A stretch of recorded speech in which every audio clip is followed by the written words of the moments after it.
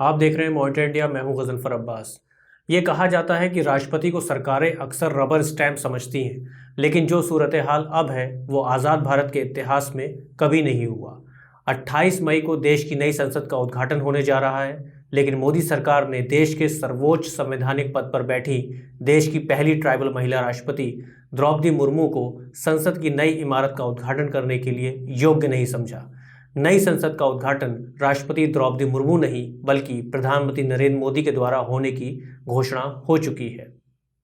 सबका साथ, सबका विकास, सबका विश्वास और सबका प्रयास में विश्वास रखने वाली मोदी सरकार की तरफ से जो इनविटेशन कार्ड छपा है उसमें ना तो राष्ट्रपति द्रौपदी मुर्मू का नाम है और ना ही उपराष्ट्रपति जगदीप धनखड़ का। लोकसभा सेक्रेटरी जनरल उत्पल कुमार सिंह की तरफ से सांसदों को मिल रहे इनविटेशन कार्ड्स में लिखा है कि 28 मई को नई parliament building Lok Sabha speaker Om Birla की उपस्थिति में प्रधानमंत्री नरेंद्र मोदी राष्ट्र को समर्पित करेंगे।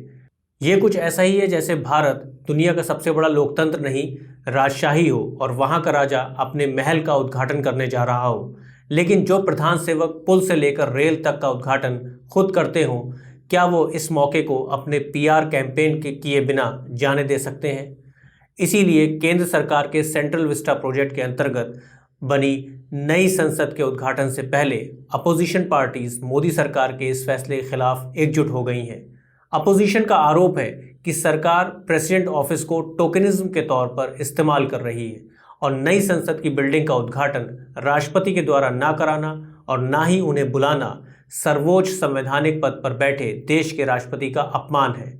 साथ ही महात्मा गांधी की हत्या के षड्यंत्र में आरोपी हिंदू महासभा नेता विनायक दामोदर सावरकर के जन्मदिन की तारीख 28 मई को नई संसद के उद्घाटन के लिए चुनना स्वतंत्रता सेनानियों का भी अपमान है। राहुल गांधी ने कहा, राष्ट्रपति से संसद का उद्घाटन न करवाना और न ही उन्हें समारोह में बुलाना ये देश के सर्वोच्च संवैधानिक पद का अपमान है। संसद अहंकार की ईंटों से नहीं संवैधानिक मूल्यों से बनती है। कांग्रेस प्रेसिडेंट मल्लिकार्जुन खड़गे ने कहा कि देश की राष्ट्रपति को नई संसद के उद्घाटन में शामिल न करना ये बताता है कि मोदी सरकार ने प्रेसिडेंट द्रौपदी मुर्मू का चुनाव सिर्फ दलित और ट्राइबल समाज के वोट बैंक के लिए किया है। कांग्रेस ने कहा कि हेड ऑफ द स्टेट होने के नाते राष्ट्रपति द्रौपदी मुर्मू को ही नई पार्लियामेंट बिल्डिंग के उद्घाटन करने की अथॉरिटी है। राष्ट्रपति द्रौपदी मुर्मू के ट्राइबल बैकग्राउंड के मद्देनज़र आम आदमी पार्टी नेता संजय सिंह, ऑल इंडिया तृणमूल कांग्रेस के नेशनल स्पोक्सपर्सन साकेत गोखले और राष्ट्रीय जनता दल मनोज कुमार झा ने कहा कि बीजेपी ने नई संसद का उद्घाटन राष्ट्रपति के बजाय पीएम मोदी के हाथों करने की घोषणा करके राष्ट्रपति भवन के ऑफिस का अपमान किया है। साथ ही साथ भारत के दलित, आदिवासी और वंचित समाज का भी अपमान किया है। कांग्रेस समेत 19 विपक्षी दलों ने एक ज्वाइंट स्टेटमेंट जारी करते हुए पार्लियामेंट की नई बिल्डिंग का उद्घाटन समारोह का बाइकॉट करने का फैसला किया है। कांग्रेस ने ट्वीट किया कि नए संसद भवन के उद्घाटन के अवसर पर राष्ट्रपति द्रौपदी मुर्मू जी को पूरी तरह से दरकिनार करना न केवल महामहिम का अपमान है बल्कि लोकतंत्र पर सीधा हमला भी है। जब लोकतंत्र की आत्मा को ही संसद से निष्कासित किया गया है तो हमें इस नई इमारत में कोई मूल्य नहीं दिखता। हम नए संसद भवन के उद्घाटन का बहिष्कार करके अपने सामूहिक निर्णय की घोषणा करते हैं। राजनीतिक घमासान से अलग अहम सवाल ये है कि देश की नई संसद भवन का उद्घाटन किसके हाथों होना चाहिए, देश के प्रथम नागरिक राष्ट्रपति द्वारा या प्रधानमंत्री द्वारा।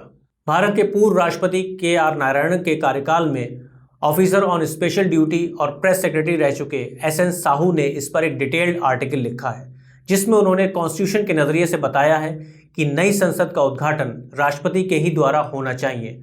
संविधान का आर्टिकल 79 कहता है कि यूनियंस ऑफ पार्लियामेंट राष्ट्रपति और इसके दोनों हाउसेस से मिलकर बनती है, यानी संवैधानिक परिभाषा के अनुसार बिना राष्ट्रपति के पार्लियामेंट का कोई वजूद नहीं।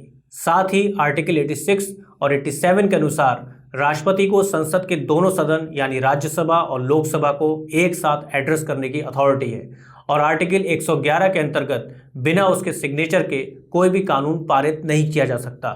राष्ट्रपति देश का पहला नागरिक है और हेड ऑफ द स्टेट है। संविधान के अनुसार देखा जाए तो इनमें से कोई भी दर्जा प्रधानमंत्री को हासिल नहीं है।